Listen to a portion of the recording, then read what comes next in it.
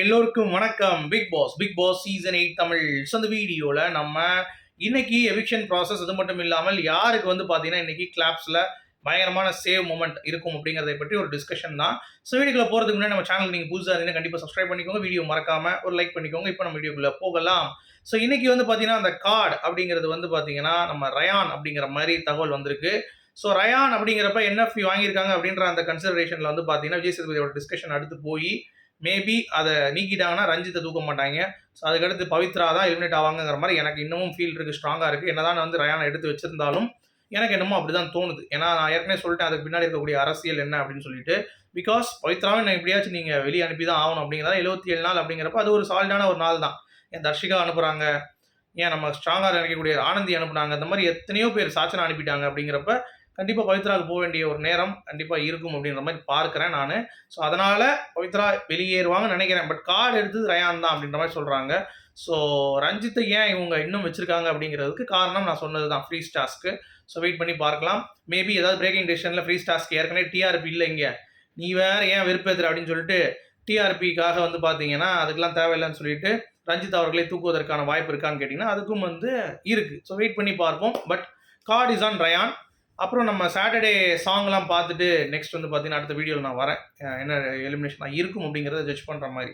ஓகேவா? அடுத்து இந்த ஆத்தங்குடி டைல்ஸ் மேட்ரு அது இந்த வாரம் ஹியரிங் இல்லையா, வந்துருச்சு நியூஸு.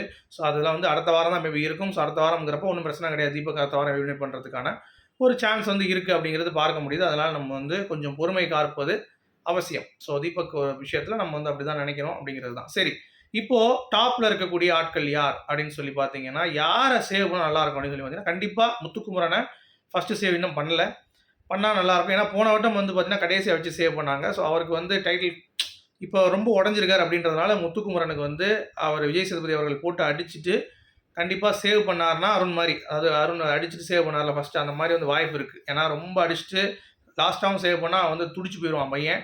அதனால் கண்டிப்பாக ஃபஸ்ட் சேவ் இருக்கும்ன்றது நான் எதிர்பார்க்குறேன் முத்துக்குமரன் அவர்களை.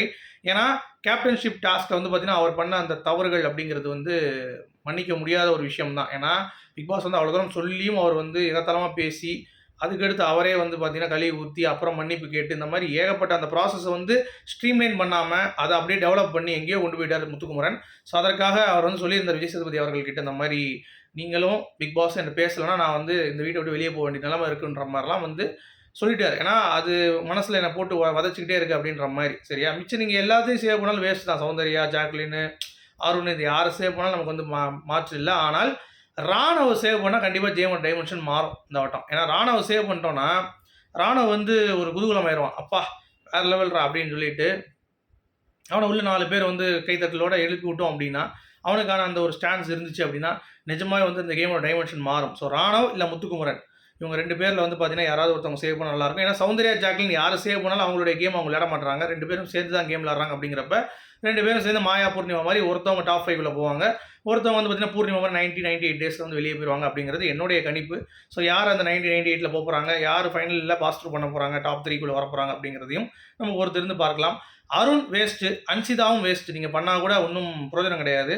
தீபக், பவித்ரா, தீபக் நீங்கள் பண்ணாலும் பார்த்தீங்கன்னா அவர் அந்த ஒரு ஃபயரே இல்லாமல் போயிடுச்சு. இந்த வாரம் நீங்கள் தீபக் பார்த்தீங்கன்னா அப்படியே ஏன்றாரு. மற்றபடி அந்த ஒரு டெவிலில் இருந்த அந்த ஃபயரு, ஸ்கூல் டாஸ்கில் இருந்த ஃபயரு, பிக் பாஸ்க்கு முன்னாடி இருந்த ஃபயர், அந்த 3 வாரம் 4 வாரம் டாஸ்கில் நம்ம தீபக் இருந்த ஃபயர் இப்போ மிஸ்ஸிங் ஆகுது அப்படிங்கிறது பார்க்க முடியுது. ஸோ மேபி அவர் சேவ் பண்ணாலும் யூஸ்க்கு இல்லை அப்படிங்கிற மாதிரி தோணுது. சரியா? ஸோ எலிமினேஷன் ஷுட் பி, நான் ஏற்கனவே சொன்ன மாதிரி ரயான் தான். பட் கார்டு ரயான் எடுத்திருக்காங்க அப்படிங்கிறது கன்ஃபார்ம் ஆயிருக்கு. எலிமினேஷன் யார் அப்படிங்கிறத கூடிய விரைவில் நான் அப்டேட் பண்ணுறேன். ஸோ மார்னிங் சாங் டீகோட் பார்த்துட்டு அதுக்கடுத்து நம்ம தகவல்கள் கண்டிப்பாக பேசலாம். ஸோ ஜாக்குலின் நிறைய பேர் கேட்டிருந்தீங்க, அந்த ஓட்ஸ் அவங்களுக்கு இருக்காமல் ஹாட் ஸ்டாரில் ஃபஸ்ட்டில் இருக்கான்னு கேட்டிங்க. ஃபஸ்ட்டில் இல்லைங்க, 3rd இருக்காங்க. இப்போ முத்துக்குமரன், ராணவ், அப்புறம் ஜாக்குலின் 3வது பொசிஷனில் இருக்காங்க அப்படின்னு சொல்லிட்டு இந்த வீடியோ நான் முடிக்கிறேன். ஓகேவா? So thank you guys, keep your support. சரியா? ஸோ கண்டிப்பாக சப்போர்ட் பண்ணுங்கள். மீண்டும் சந்திப்போம். Good bye.